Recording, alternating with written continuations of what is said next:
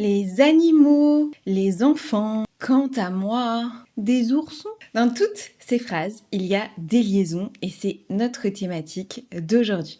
On va parler des liaisons en français, quand est-ce qu'on a le droit de faire des liaisons, quand est-ce qu'on n'a pas le droit de faire des liaisons et plus généralement, est-ce que les Français font beaucoup de liaisons ou non? Cette vidéo, elle s'intègre dans une série de vidéos sur la prononciation française.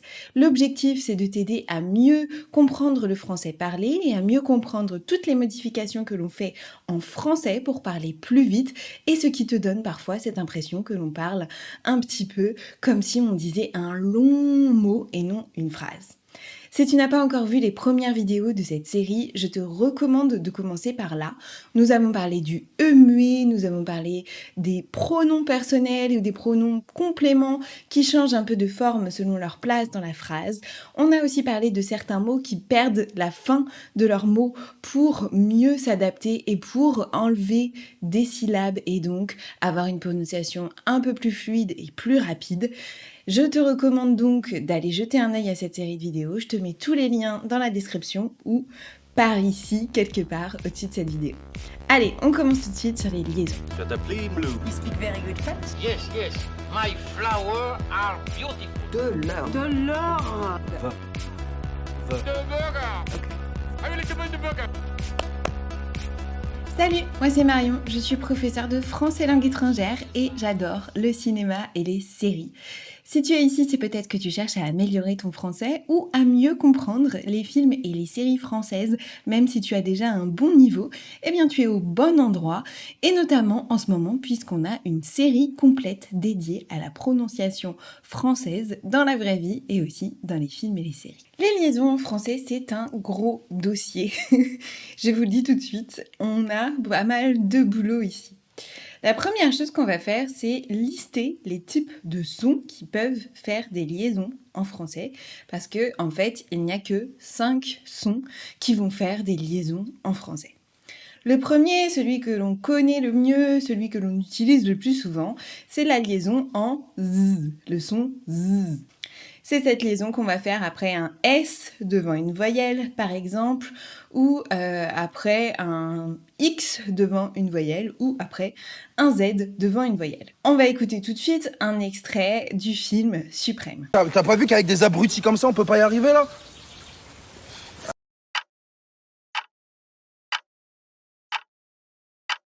T'as pas vu qu'avec des abrutis comme ça, on peut pas y arriver, là?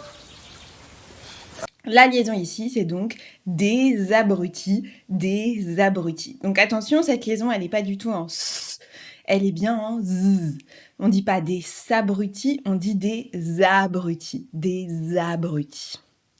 Et vous remarquez qu'on ne prononce pas, bien sûr, le S à la fin de abruti, des abrutis. Deuxième son de liaison, c'est la liaison en N. C'est une liaison qu'on va faire généralement devant les pronoms personnels sujets on ou alors devant les pronoms possessifs ton, mon, son. Exemple ici avec un extrait du petit Nicolas. Sur la table, sur le Je suis pas meuble. sûre, mais on n'aurait jamais dû acheter cette télévision.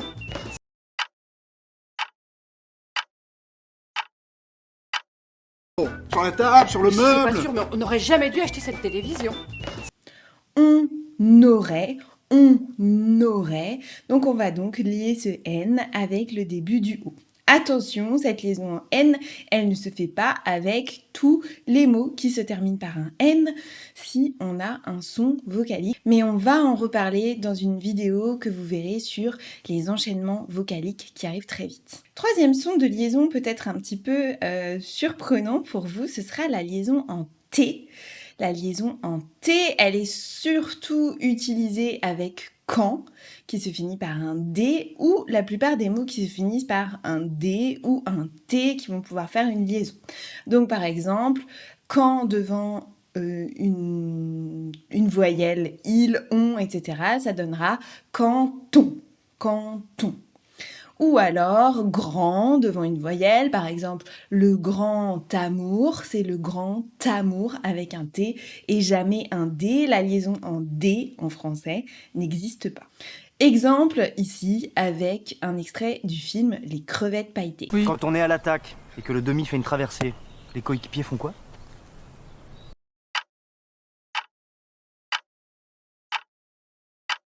Oui. Quand on est à l'attaque et que le demi fait une traversée, les coéquipiers font quoi? Quand on est, on a même deux liaisons ici à la suite, quand on est. Les deux dernières liaisons dont je vais vous parler, elles sont encore moins fréquentes, on va les aborder parce qu'elles existent, c'est les deux derniers sons avec lesquels on va faire des liaisons, mais on les entend quand même assez peu souvent. Une liaison qu'on entend assez régulièrement, c'est la liaison en R, donc par exemple avec des mots qui se finissent en R et à la suite on aurait un mot avec une voyelle comme dernier étage, premier étage, etc. Un exemple ici avec un extrait du film 2, écoutez bien cette liaison en R. Montez au dernier étage.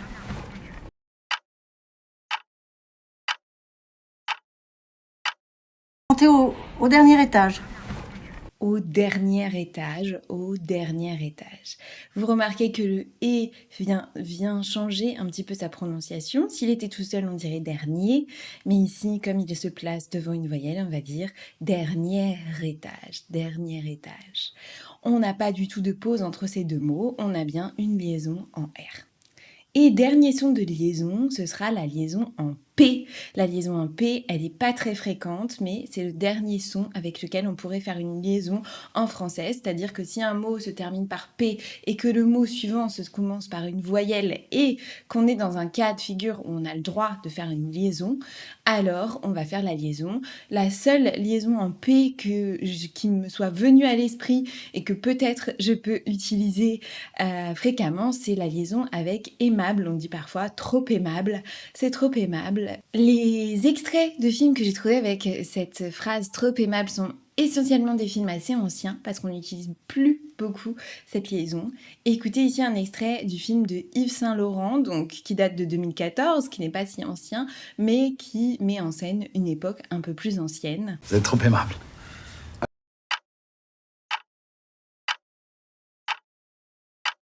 Vous êtes trop aimable. Voilà, donc c'est trop aimable, trop aimable. Maintenant, allons-y sur la partie un peu touchy, un peu plus compliquée à expliquer, à apprendre, à comprendre. C'est la partie des types de liaison. Donc nous, on a vu les sons de liaison possibles, je vous les rappelle. Le son Z, le son T, le son N, le son P et le son R. Voilà, c'est les 5 sons qui peuvent faire des liaisons en français. Maintenant, on va voir dans quel cas de figure on a le droit de faire des liaisons et dans quel cas on n'a pas le droit. Tu veux améliorer ta compréhension du français parlé? Tu veux t'exprimer avec plus de fluidité, plus d'aisance, plus de naturel? Alors tu dois absolument rejoindre Shadowing 101. C'est un challenge de 30 jours pour t'aider à pratiquer tous les jours avec des extraits audio et vidéo. Tu vas répéter, t'enregistrer, progresser et recevoir du feedback de la communauté. C'est comme un entraînement vocal, mais en version fun, 100% français et 100% cinéma. Si tu veux améliorer ton accent, muscler tes oreilles et booster ta confiance à l'oral, alors on t'attend dans Shadowing 101. Il y a 3 types de liaisons en français. On peut classer les enchaînements de mots en 3 catégories. On va avoir des liaisons qui sont obligatoires, qu'on doit toujours faire.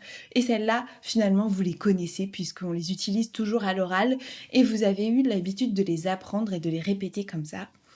Il y a les liaisons facultatives, celles qu'on n'est pas obligé mais qu'on peut si on a envie.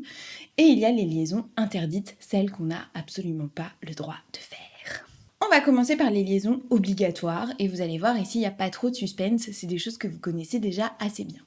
Donc une des premières liaisons obligatoires c'est un pronom suivi d'un verbe, ils ont par exemple, un article suivi d'un nom, un enfant, un adjectif suivi d'un nom, un petit enfant, un adverbe suivi d'un adjectif, bien aimable, trop aimable, un verbe suivi d'un pronom, prends-en ou vas-y. Et enfin, les prépositions monosyllabiques que vous connaissez comme chez et sans, quand elles sont suivies d'une voyelle chez elles, sans eux, elles seront des liaisons obligatoires. Voilà une liste plutôt exhaustive des types de liaisons obligatoires que vous allez retrouver. Il y en a quelques autres et j'aborde ça beaucoup plus en profondeur dans ma formation Shadowing 101 si ça vous intéresse.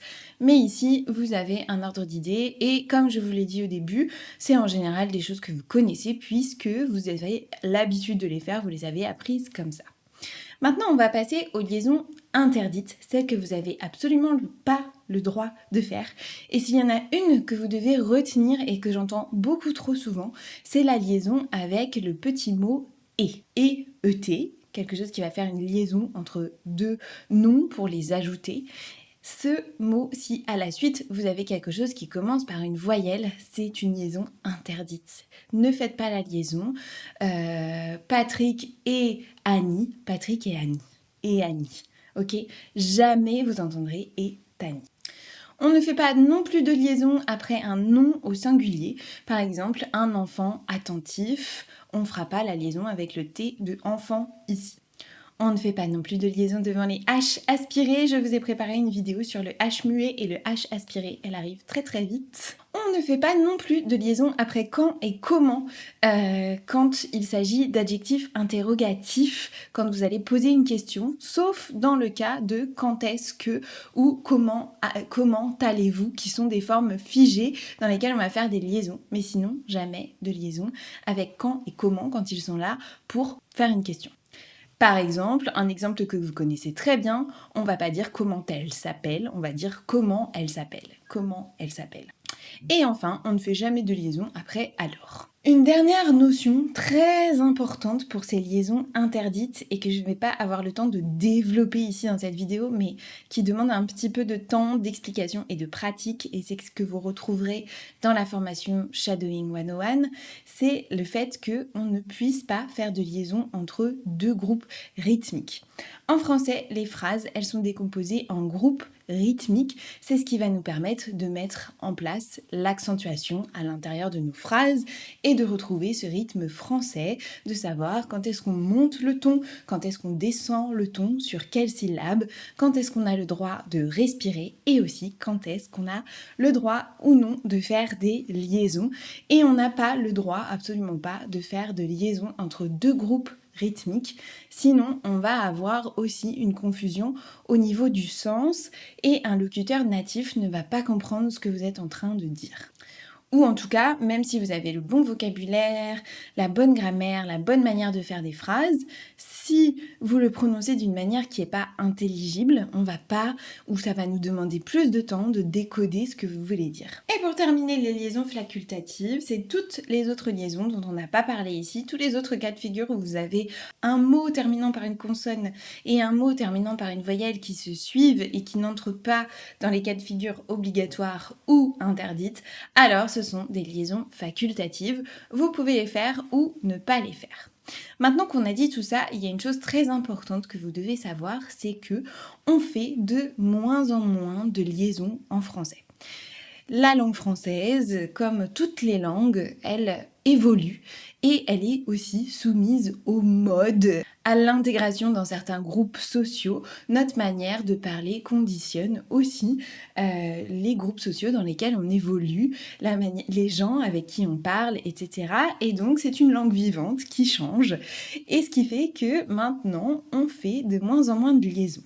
À l'époque où les personnes ne savaient pas toutes lire, à l'époque où la lecture n'était pas encore enseignée à l'école ou n'était pas quelque chose d'obligatoire, les personnes qui savaient lire, qui étaient considérées comme des personnes instruites, érudites, avaient cette volonté de montrer aussi qu'ils savaient lire et donc on faisait de plus en plus de liaisons parce que faire des liaisons ça veut dire qu'on sait comment écrire la fin des mots et ça montre qu'on maîtrise aussi la grammaire et l'orthographe française. Un film que j'aime beaucoup recommander et que j'aime beaucoup montrer par petits extraits à mes étudiants pour illustrer cette idée de liaison très très très utilisée pour montrer qu'on sait comment écrire, c'est le film Mademoiselle de Jonquière d'Emmanuel Mouret, qui est un film dont l'action se passe au XVIIIe siècle dans un milieu noble de gens qui savent lire et écrire et donc on a énormément de liaisons dans les dialogues de ce film, ça donne des choses très intéressantes. Je vous montre un exemple ici. Cette douce émotion au son de sa voiture quand il paraissait, quand on l'annonçait.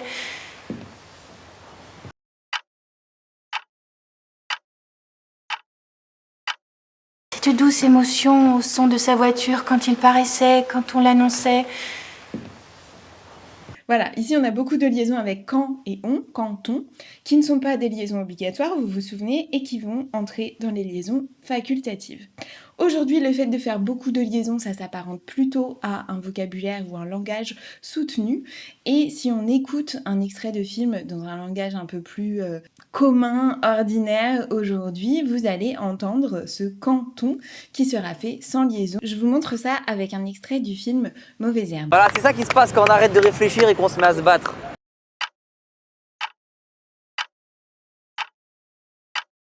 Voilà, c'est ça qui se passe quand on arrête de réfléchir et qu'on se met à se battre. Quand on arrête de réfléchir, si vous écoutez bien, il n'y a aucune liaison ici. Donc aujourd'hui, la mode, c'est celle-là. On est à la mode de l'économie de liaison, de moins en moins de liaisons. C'est ce que vous voyez aussi quand on fait des sessions de shadowing que vous pouvez retrouver sur cette chaîne. Quand vous écoutez les interviews d'acteurs, de réalisateurs, dans des contextes plutôt d'interviews courantes, où on n'a pas un langage soutenu, où on parle de sa vie, où on parle normalement, vous verrez, on a assez peu de liaisons en fait. Donc les liaisons, c'est très important de les connaître, de les savoir. C'est pas forcément ce qui va vous aider à améliorer votre fluidité. Ce qui va vraiment faire une différence dans votre fluidité, ça va être de maîtriser les enchaînements. Et c'est exactement la thématique de nos 3 prochaines vidéos. On va parler des enchaînements consonantiques, des enchaînements vocaliques et des enchaînements de double consonne. Si vous êtes curieux de retrouver tout ça, abonnez-vous à la chaîne pour retrouver les prochaines vidéos. Si vous avez envie d'aller plus en profondeur dans votre pratique de la prononciation française, rejoignez ma formation Shadowing 101. Elle est accompagnée d'une partie de communauté dans laquelle vous pouvez pratiquer, poster vos enregistrements et recevoir un feedback de ma part et de la part des autres apprenants. C'est hyper efficace, ça permet d'aller travailler sur les points qui vous dérangent, vous, qui sont peut-être liés à votre langue maternelle. Vous trouverez toutes les informations dans la description de cette vidéo. Et puis, je vous souhaite une très bonne continuation avec votre apprentissage du français et je vous dis à très bientôt.